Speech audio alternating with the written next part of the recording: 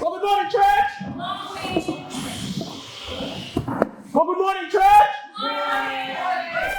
If you're an Arsenal fan, you would have screamed louder. But anyway. Well, guys, thank you guys for joining us. The lesson notes has been sent out.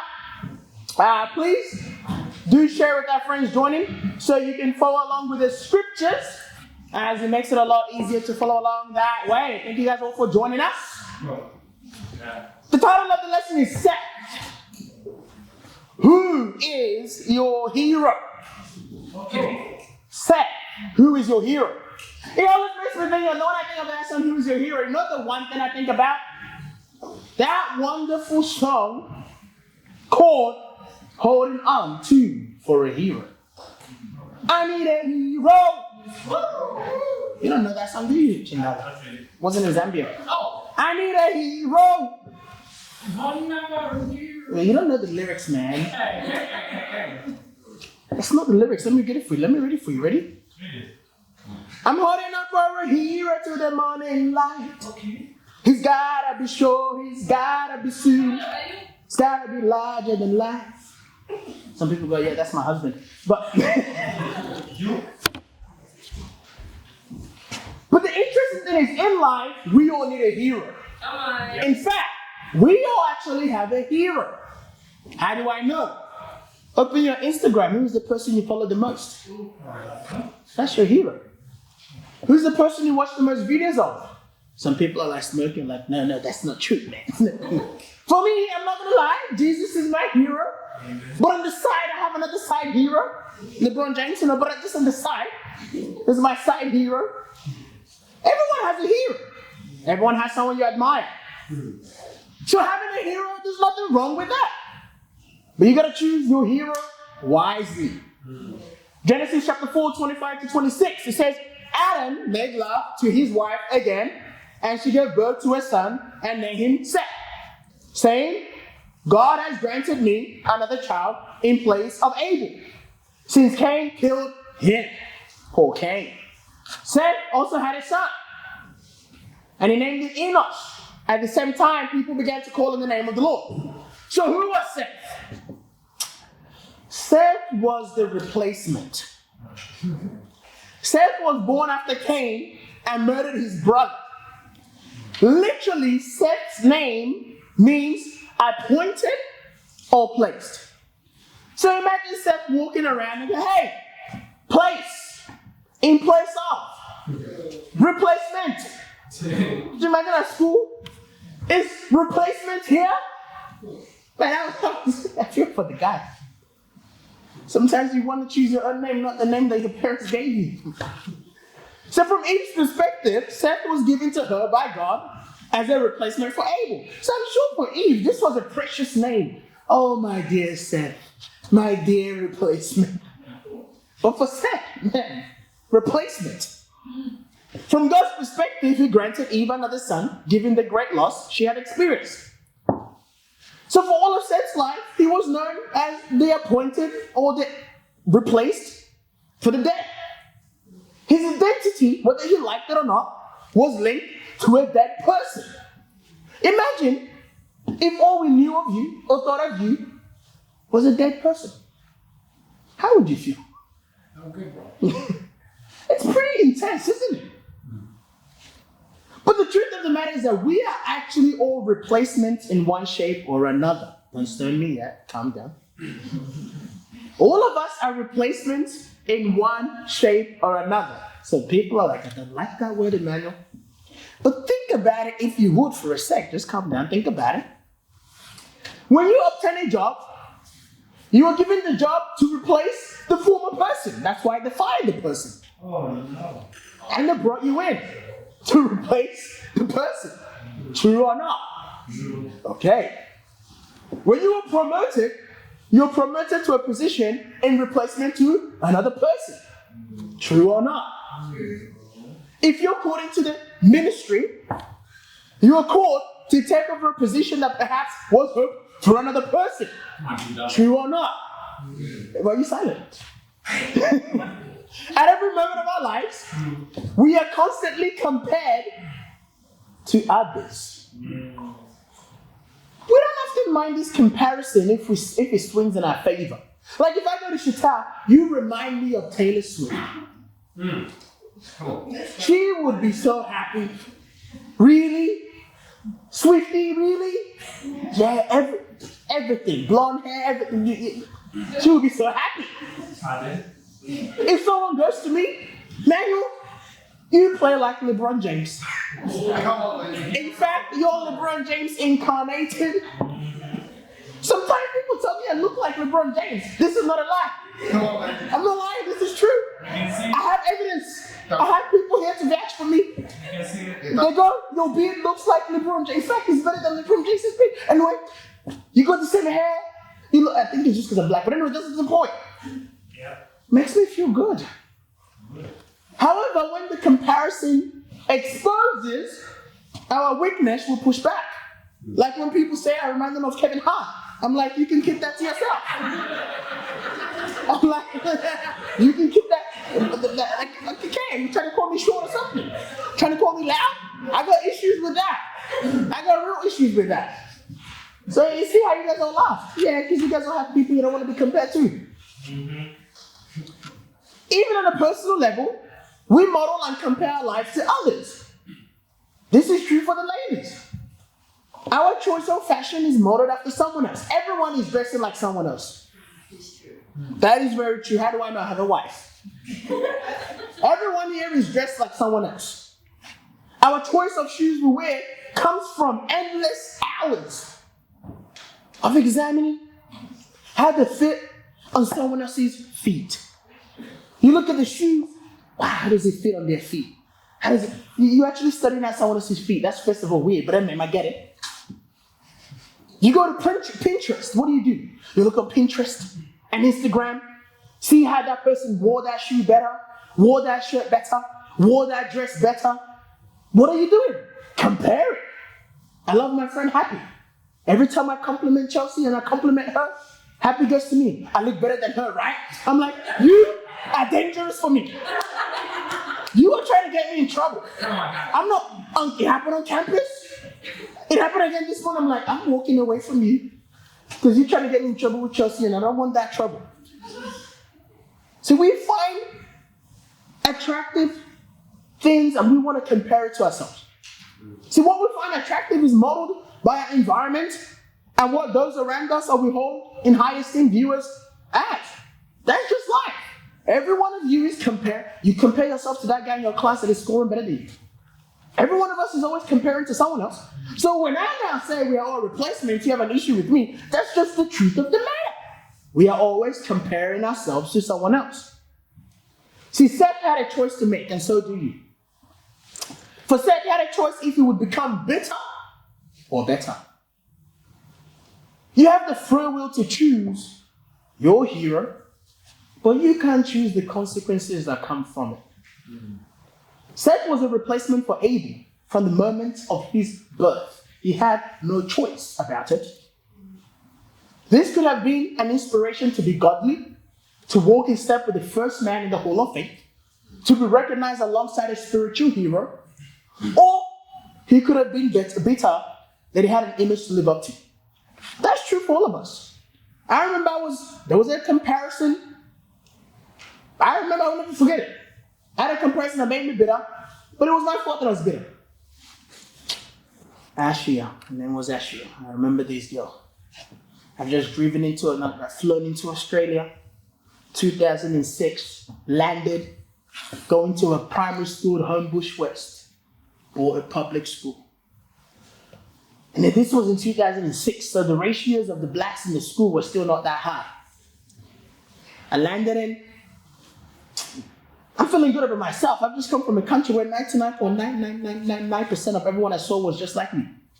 I thought that was normal. I flown in, enjoyed my life, having fun. And this girl, man, this girl called Ashu, in front of that corner store. I know where that corner store is still today. For some reason, we got into a verbal fight. I'm sure it wasn't my fault. It probably was, but it wasn't my fault. She looks at me, she goes, Emmanuel, have you ever looked at yourself in the mirror? That line already was cutting. I was like, why? She goes, I bet you when you look at the mirror, you see yourself and the mirror cracks. I was like, ooh, I was heated. I was ready to fight. My first hit of racism. To me, I didn't know it was racism. I just thought this was in Nigeria. We insult each other, then we fight. So I was ready to fight, but I couldn't fight. I had to think about it. She was a girl, I was a guy, it might look not so good if I fight. So I walked away sad, maybe crying, but sad. And I remember this. For the next 6 to 7 years, everything I did was living to be opposite to an African. For 6 to 7 years. Once that comparison was made, for 6 to 7 years, everything, the friends I hung out with, my friendship group in high school, my interest, what I found good or not. I remember one of the days I hated the most was multicultural day. I hated the fact that I had to walk into school with my African accent. I hated it. I hated Parents-Teacher Day. Because my cousin, you think I'm loud, times me by 100. That's my cousin, if you have met my cousin. He's not afraid to be bold. He comes in his full African outfit. Full blown, with the hat, with the chief stick in his hand, with the beads all over. Man! And from the get-go, from the gates, everyone knew who he was. And I hated that. And everyone thought it looked great. I'm like, shut up, man. He's like, so when are you going to wear yours to school? Over my dead body. I remember I hated it. I never wanted it. Never brought Nigerian food to school. When I was packed food that smelled anything close to Nigerian, didn't want to take it to school. And I lived 6 to 7 years being bitter at a comparison that I was given. It was not that I hated my culture. I actually loved being Nigerian. It's just that I never wanted to not fit in. Once that happened, I was like, I never want to feel like I didn't fit in. And in the process of it, I lived for others, not for God. I sought to always win the approval of men, not for God. See, the truth of the matter is I should have addressed the racist comment and how it was not good. But I should have understood the ignorance of this girl, Ashia. Man, she probably didn't know. She probably has loads of African friends now. We're young kids. Kids do stupid things. But because I took on that bitterness, and it really was bitterness, because after that, every time I saw that girl at school, there and I never saw her again. Didn't want to cross paths with her. But I ended up actually hurting myself, not Ashia. That was a comparison that made me bitter. Now, for all of us, we have that. We've all had comparisons. We all have someone that we've been compared to that has left bitterness in our hearts. But you know what bitterness is like? Drinking poison and expecting the other person to die. They're out there living their life, enjoying themselves, having a great time. Yet we are the ones that are hurting. You gotta think about it. I had another comparison that supremely changed my life forever. Ever. That I'm so grateful for today. I remember 2018, 19, before Effie and I, my wife and I dated. This was the greatest thing Effie has ever said to me. I sat down with her, I'm like, love. Not love, she was right. It's so weird not saying love now, I know. You know to know. But I said, Effie, I need your help. I said, what do I need to change to become a man that can be able to date? And Effie and I were great friends. She gave me the greatest piece of advice that I've ever heard. She was open and honest with me. She told me, man, you are great. He goes, you are great. If you could mature in this aspect and in that aspect, you'll be excellent. You're already great. And I was like, wow, this is great. I go to her, well, help me understand, who are examples? Who are people that I can imitate? She goes, here's a list of different men in the church that have the aspects that you can work in and grow. I was like, wow. this is amazing. She's giving me the ingredients to be able to date her. That is like going to class, the teacher giving you the questions and the answers to the exams. I took that. I'm like, I'm not failing this exam. Straight after that conversation, literally straight after, I walked over to all the different men she mentioned that I could learn from, and one after another went, hey, how do I become this area of you? Why? Don't worry. How do I become this area of you? Next person, I want to become literally one after another. Wow. And guess who was watching while I did all that? My wife. Oh, sorry, not my wife then, Effie. My mind was already locked in. She was, that's maybe what? That's faith. Faith. Yeah. She sees and she goes, Emmanuel, the thing that won me over to you was your humility. Right after I talked to you, you went to change. I fell in love with you right then and there. But instead, I didn't have an issue with this comparison. Because it exposed my weakness, but in changing, it helped me to obtain what I was wanting. So what you gotta ask yourself is, who is your hero? Granted, not all comparisons are good. It's not everyone you want your image to be compared to. However, comparisons will happen nonetheless. Who do you live your life based on? Who is your inspiration and path maker? Who cannot change? You cannot change the reality that you will always be compared, but you can choose who you are compared to. Let me ask you a question. Is Jesus your hero? Philippians 3:10-11 says, I want to know Christ. This is Paul speaking. Paul's hero was Jesus. He goes, I want to know Christ. Yes. To know the power of his resurrection and participation in his suffering. Become like him in his death. And so, somehow, attaining to the resurrection from the dead. Paul's hero was Christ. He goes, I want to know Christ. Why should Jesus be your hero? Jesus is the greatest influencer to ever live. I don't care what name you mention. No one has had more impact in this world than Jesus. None. Yes. If you search up right now on the internet and go, the most influential person, guess who's number one on that list? Jesus. His teachings on love is the greatest that has ever been. No country, no individual will ever implement Jesus' methodology on love, and he ever failed them. You know what's crazy? You don't even have to be a Christian for it to work for you. That's what's crazy about his methodology on love. Because it's just simply the truth. Come on. His one single act saved more lives than any other human. One death for the salvation of all.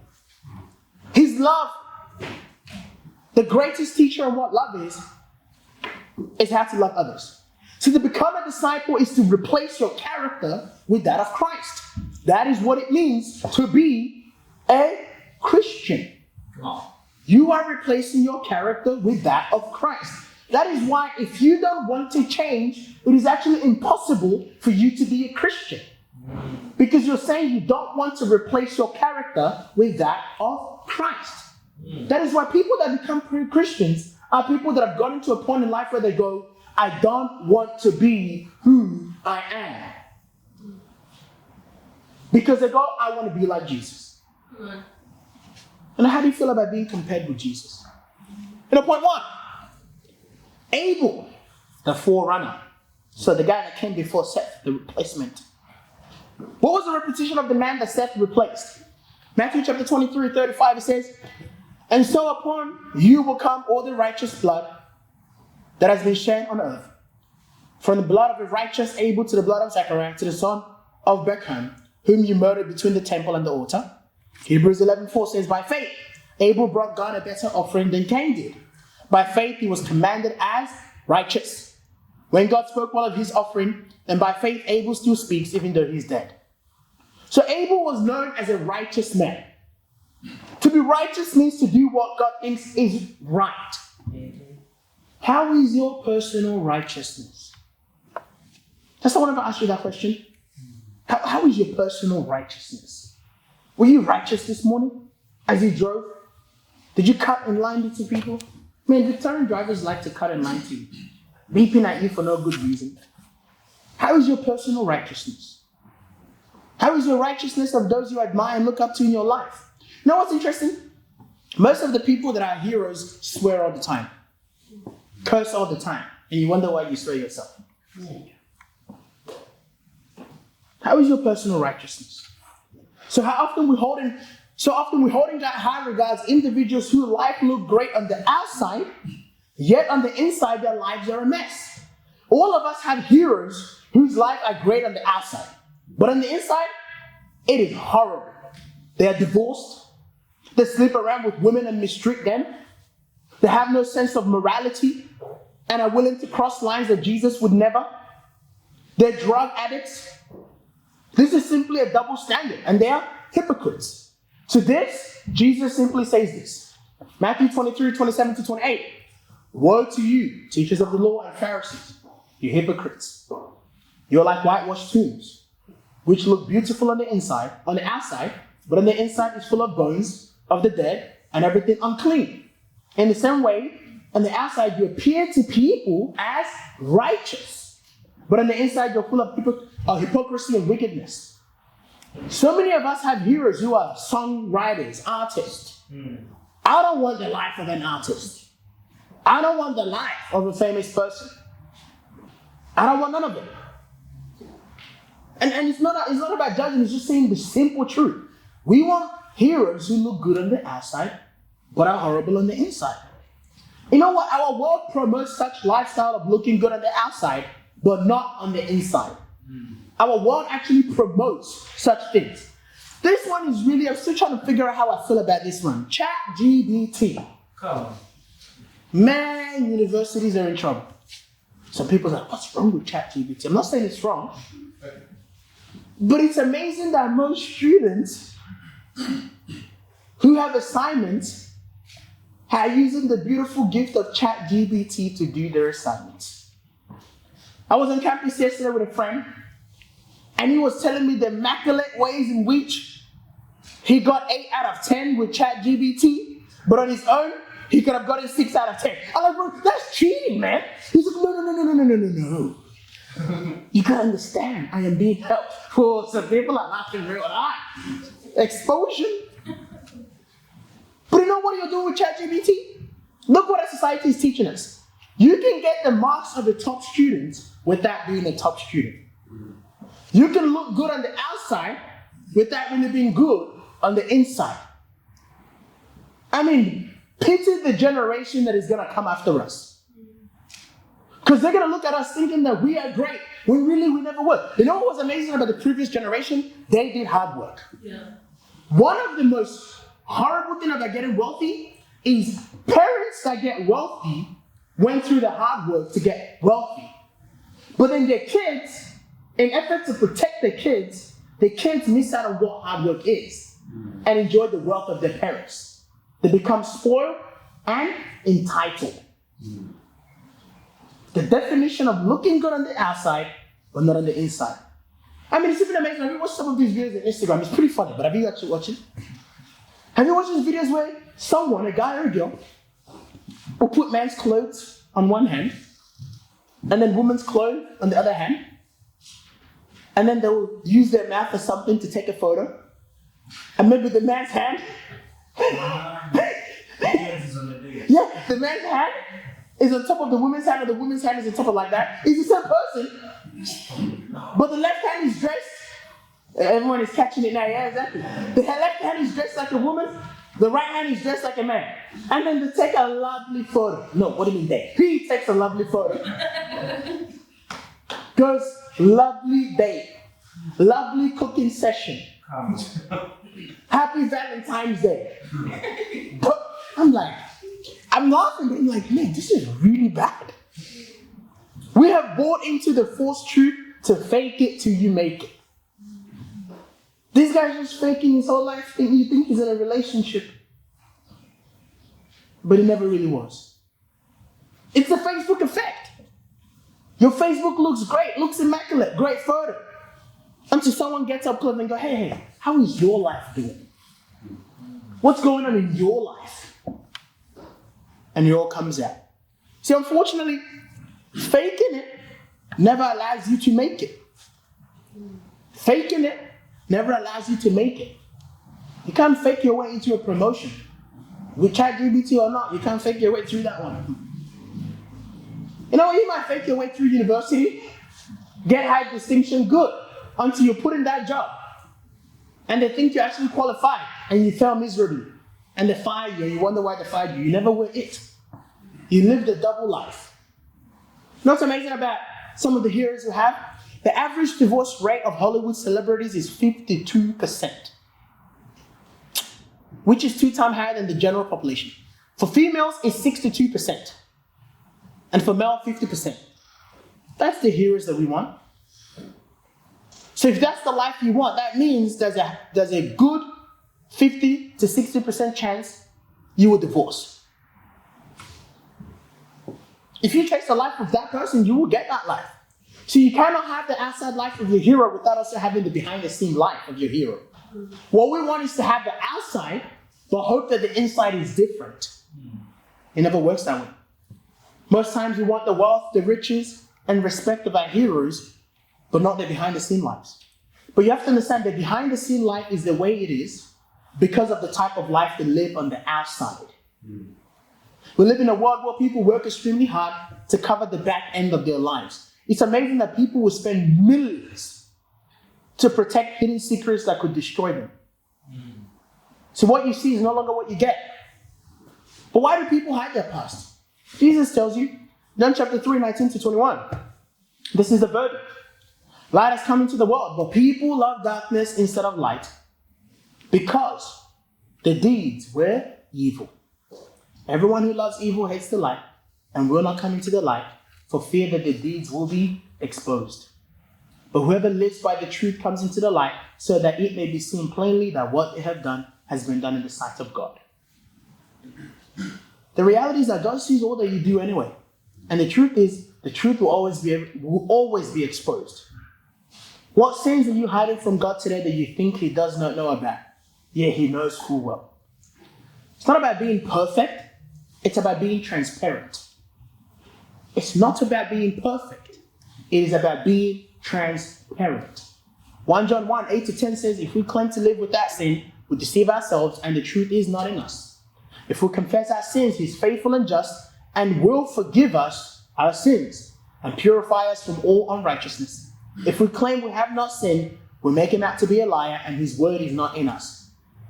Sometimes you got to sit back and you really got to consider your future. Consider your future kids.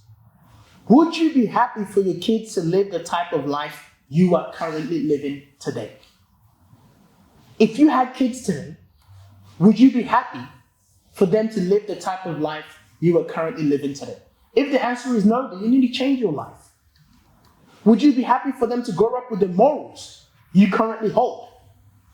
Some of us go, I'll stop swearing when I have kids. No, you won't. No, you won't. I'll stop smoking when I have kids. No, you won't.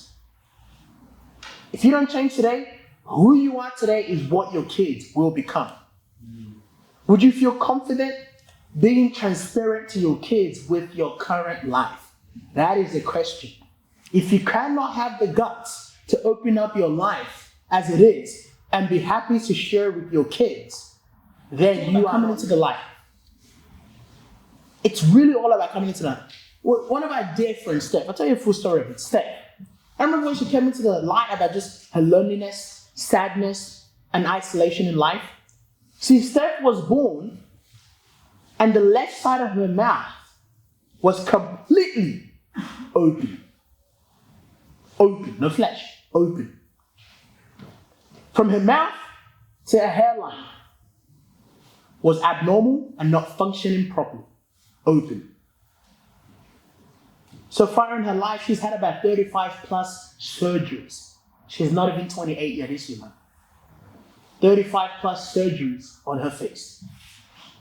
Pain became a part of her life. She has chronic pains in her jaw. When she eats, at random times, there are just straight shots of pain. Because of this, she grew up feeling very different to everyone else. While every kid enjoyed their high school, their childhood, Steph was on the other side, always at doctor's appointments, always in the hospital, feeling second best, not good enough. So you can imagine with this reality how isolated Seth would feel. She struggled to build relationships because people were always too busy staring at her face. Imagine trying to chat to people, they can't even look into your eyes. All they do is to look straight at your jaw. People could have been looking to her. You can imagine with this reality how isolated Seth would feel. She struggled to build relationships because people were always too busy staring at her face.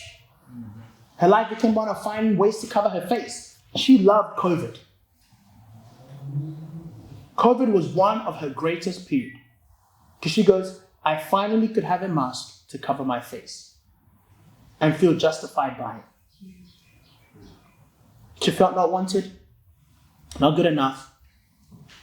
Like people looked at her differently. She felt deeply isolated. Yet I remember through Effie and the girl studying the Bible with Seth, seeing that God loved her regardless. She became a Christian. And she really didn't care about how she no longer looked. She goes, what I understand is, I am deeply loved and cared for by God. Come on. That barrier that she felt that isolated her from people was broken down. She started to understand that people can love her for who she is, not for what she looked like. You know, we can all relate to these emotions. Perhaps you feel not wanted because of your skin color, because of how you look, your interest in life, your taste in food. Perhaps as you compare your life to that of others, you feel like you're not good enough. Or you grow up with your parents always comparing you to another person. Perhaps you even feel isolated in your life currently. But whatever these emotions are, most of us have felt it, isn't it? Yet for Steph, she's one of the people, man, I love spending time. She's so full of confidence. She travels from one of our churches to another churches full of confidence. Her face hasn't changed. What has changed is her heart. What has changed is her perspective. What has changed is her making Jesus her hero. Yeah. And then another friend, Emma. We love Emma, Indonesian. One of the coolest cats you've ever met. Dresses so well. She had a lifelong of being addicted to drugs. Drug addiction, smoking. By the age of 16 or 17, she smoked the first cigarette. And from there, she smoked a packet a day. It was quite easy for her. She also had an addiction to alcohol. Then came massive depression, which meant a suicide. She longed for death. I remember her sharing about this. She goes, I would just sit on my bed, wishing and longing to die because my life was so painful. Yet it was at this time that God would allow the Christians to meet her and ask if she would study the Bible. She said yes. The love for God moved her heart and empowered change in her life. She's not free of her addictions, but she's full of joy. That addiction she gave up. I remember she was studying the Bible. Right in that moment, she goes, I'm done with smoking. Puts it aside. She goes, I'm done with this drug. Puts it aside. Free of it. Completely free of it. She goes, there's a greater joy in God. And it's amazing that seeing her, she's dating an amazing guy called Matthew. Come on, Trevor. See, any one of us can be like Emma. All we need is one negative moment in our life, and all of a sudden we can run to alcohol, run to drugs, run to this, run to that. But yet at the same time, all you need is one moment in your life, and you can run straight to God and be filled with love. See, Abel was also a man who gave his best and found favor with God. And in Genesis chapter 4, 1-9, it says, Adam made love to his wife Eve, and she became pregnant and gave birth to Cain. She said, with the help of the Lord, I have brought forth a man. Later she gave birth to his brother Abel. Now Abel kept flocks, and Cain worked the soil. In the course of time, Cain brought some of the fruits of the soil as an offering to the Lord. And Abel also brought an offering fat portions from some of the firstborns of the flock. The Lord looked with favor on Abel and his offering. And on Cain and his offering, he did not look with favor. So Cain was very angry. His face was downcast. Then the Lord said to Cain, why are you very angry? His face was downcast. Why is your face downcast? If you do what is right, will you not be accepted? But if you do not do what is right, sin is crouching at your door. It desires to have you, but you must rule over it. Now Cain said to his brother Abel, let's go out to the field. While they were in the field, Cain attacked his brother Abel and killed him. Then the Lord said to Cain, where is your brother Abel? I don't know, he replied. Am I my brother's keeper? So Abel was a generous man. He gave God fat portions and firstborns of his flock. In turn, God looked with favor on Abel's offering. So perhaps during Seth's life, can you imagine Seth's life? He goes to offer something to God. He goes, is it as generous as Abel's? He goes to give contribution. Is it as generous as Abel's? Did you find favor in God like Abel? Could you imagine that life? Always being considered. Compare. Generosity is an exceptional characteristic that is not commonly found today. People are, at best, are happy to be generous with the intimate relationships they have, but never beyond that. The world is so insecure about being used or abused that it teaches selfishness, doesn't it? The world teaches us, just don't give freely. You don't know who you're giving to. Make sure you know them thoroughly before you give to them. What if you're robbed? While this is true, it's far from the character of Jesus. In Luke chapter 6:35 says, but love your enemies, do good to them, and lend to them without expecting to get anything back. Then your reward will be great, and you'll be children of the Most High. Because he's kind to the ungrateful and wicked. Acts 20:35 says, in everything I did, I showed you that by this kind of hard work, we must help the weak. Remembering the words of Jesus himself, who said, it is more blessed to give than to receive. Where is your generosity at today? How do you feel about being generous to God? How do you feel about being generous to your enemies? Generous to those who are selfish? How do you feel with being asked to give? Most times when people are asked to give, that's when their heart is exposed the most, isn't it? But I think in my wife's life, I've lived a very, very awesome 7-8 years of life. I've given more money than I've ever given in my life, and I've had more money than I've ever had, but never in my pocket. It's pretty mind-blowing. I've given more money than I've ever had, yet I've had more money, but never in my pocket. I remember when Effie and it was in 2000 and, I can't remember, 19 or 20. 2 times in the same year. Commonwealth Bank just happens to splash money into my wife's account. 2 times. Each time 1,000 something was sent to her account. And they were sent to, they go, we had to back pay you 10 years ago when she worked at Combank. We were full of joy. What did you do? We went and put that money straight back into God. And then it returned. Then Sydney Uni, I used to work at Sydney Uni. They go, we didn't back pay you as well. Here's some more money. We smiled, we laughed, we gave the money back to God. I remember one of my best experiences was over in Samoa.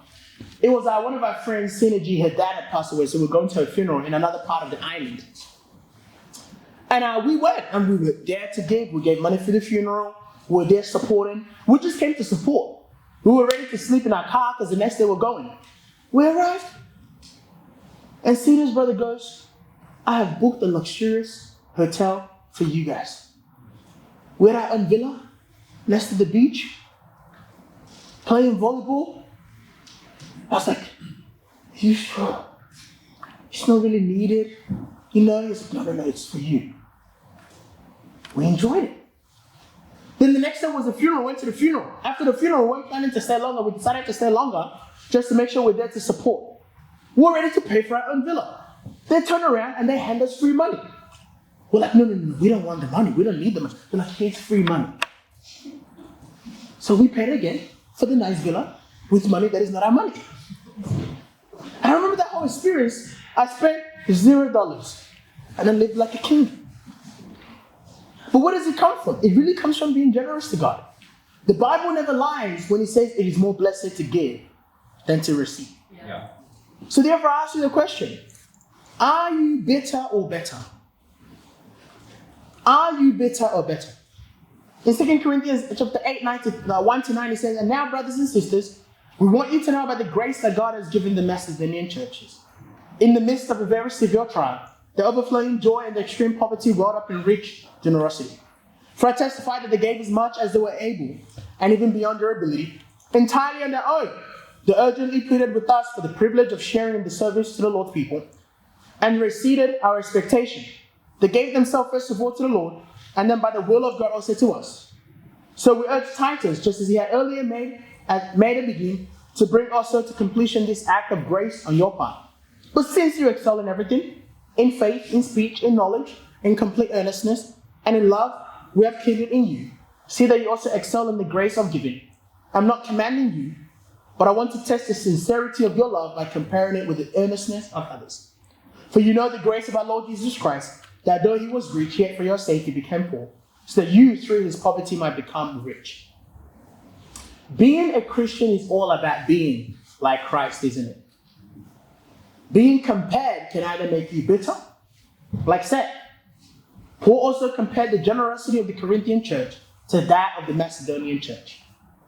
Paul mentions the Macedonian church, though Paul was generous and gave beyond their means. Such a comparison can make one bitter, can it? So being a Christian is a consistent life of comparing yourself to Christ. John chapter 15, 14 to 15. You are my friends. If you do what I command, I no longer call you servants, because a servant does not know his master's business. Instead, I've called you friends, for everything I learned from my Father, I have made known to you. So while we cannot be perfect, our lives is all about chasing Jesus who was perfect. Often people want to excuse this reality by saying, well, humans cannot be perfect. Don't compare me to Jesus. Humans cannot be perfect. You've missed the total point of being a Christian. The whole point of being a Christian is you are to be compared to Jesus. They go, it's an unrealistic expectation. Jesus was perfect. Yes, he was also fully human. The heart of the statement when people say this, they desire to want to be a Christian, yet to live the life they want. That is really the heart of it. You want to be a Christian, but you also want to live the life that you want. Jesus died not for us to live for ourselves, but for him. 2 Corinthians chapter 5, 15 to 14, it says, for Christ's love compels us, because we are convinced that one died for all, and therefore all died. And he died for all that those who live should no longer live for themselves, but for him who died for them and was raised again. Are you bitter at being consistently compared to Christ? It's all about the heart. Do you have a soft heart that wants to change? Are you done with your current way of life and want Jesus' life? Bitterness at being compared to Jesus comes from not wanting to be like Jesus. This is why Jesus turned around to his disciples and asked them, what do you want? In John chapter 1:38, it says, turn around. Jesus saw them following and asked, what do you want? Could you imagine that being you? You're walking with Jesus and he goes, what do you want? They replied, Rabbi, which means teacher, where are you staying? These guys wanted to be with Jesus. See, wanting to be with Jesus, but yet wanting to be in the world, it's like if you've ever gone to the wharf, you put one leg in one boat, you put the other leg in another boat, you know what happens? You break your legs. You do the split and you break your legs. It's true. That's what it's like. You're only going to hurt yourself, so you're going to choose what side you want. But you can't do both. Being like Christ makes you better. A life consumed with being like Jesus will always make you better. Now, what I love about Jesus' disciples was this was evident as it went from ordinary to extraordinary people. In Acts chapter 4, verse 13, the scripture says, when they saw the courage of Peter and John, they realized that they were unschooled, ordinary men. They were astonished and they took note that this man had been with Jesus. I mean, these guys were unschooled, ordinary people. Yet when they saw them, they go, man, you have been with. They saw their confidence. They went from ordinary to extraordinary because they had been with Jesus. Living like Jesus gives you better health, friends, wife, purpose. And I will leave you with the story. Not of a donkey, not of an elephant, but one of a carrot, an egg, and a coffee bean. And one day a young woman went to her mother and told her about her life and how things were hard for her. Maybe you're at university and you just feel like things are hard. That others were doing better than her. That she hates being compared to this person or that person. She didn't know how she was going to make it, and she just wanted to give up. She was tired of fighting and struggling. It seemed like one problem was solved, a new one arose. Her mother looked at her and took her to the kitchen. She filled 3 pots with water. In the first, she placed carrots. In the second, she placed eggs. And in the third, she placed some grounded coffee beans.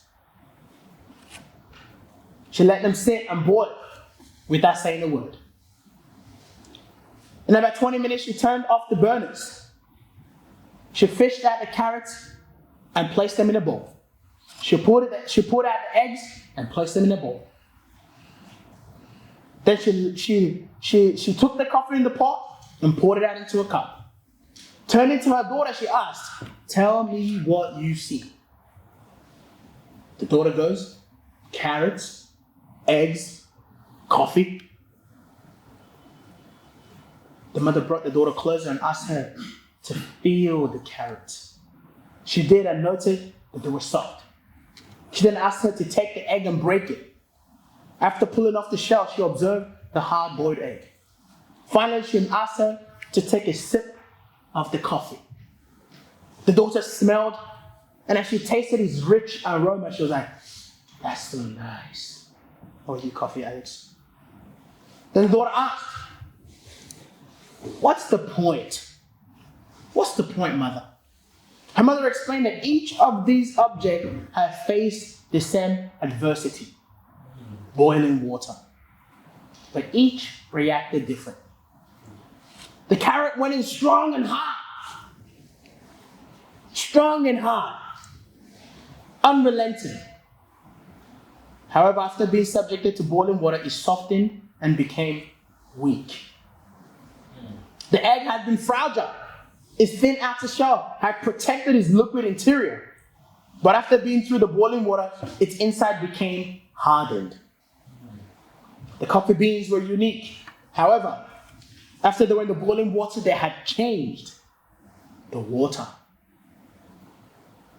You can ask yourself, which are you? The mother asked the daughter, which are you? When adversity knocks, when unwanted comparisons comes on your door, how do you respond? Are you a carrot, an egg, or a coffee bean? The coffee bean actually changed the hot water, the very circumstances that brings the pain. When the water gets hot, it releases the fragrance and the flavor. If you're like the bean, that means when life is at its worst, you become better, not bitter. When the comparisons come, when being asked to be like Jesus comes, you become better, not bitter. You change the situations around you. You have a choice to make there. You can choose your hero, but you cannot choose the consequences of your hero. You got to choose to make Jesus your hero and change the environment around you. In conclusion, Seth, who is your hero? Abel, the forerunner, Seth was compared to Abel. For the rest of his life, he was compared to Abel and known as the replacement. But it never made Seth bitter. It only made him better. Being compared to Jesus can make you better or bitter, but the choice is yours. And that is the sermon today. Amen.